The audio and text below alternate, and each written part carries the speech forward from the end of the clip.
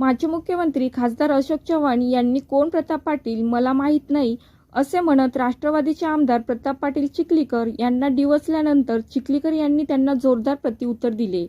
साठीची बुद्धी नाटी असे। लोकसभेत त्यांचा पराभव कोणी केला कदाचित त्यांच्या स्वभावामुळे ते विसरले असतील, पण जनता विसरत नाही।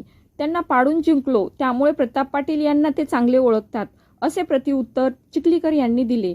भाजप जेव्हा सपाटून मार खाईल तेव्हा त्यांना कळेल। लोकसभेत ज्याप्रमाणे जनतेने हवा उतरवली त्याप्रमाणे महापालिकेत जनता त्यांची हवा उतरवेल असा निशाणाही चिखलीकर यांनी साधला।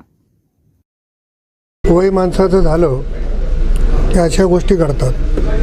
त्यांना खरं तर तुम्ही प्रश्न विचारायला पाहिजे होता की तुम्हाला लोकसभेत कोणी पराभूत केलं, मग त्यांच्या लक्षात आलं असतं। कदाचित त्यांचा स्वभाव ते त्याच्यामुळं ते कदाचित विसरले असतील, आणि त्यांनी विसरले तरी जनता विसरत नाही ना।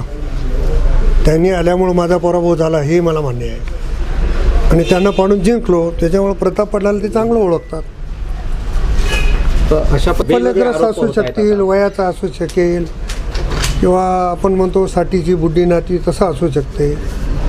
आणि ते जर स्वतःला जबाबदार समजत असतील तर त्यांनी असं बेताल वक्तव्य करू नये।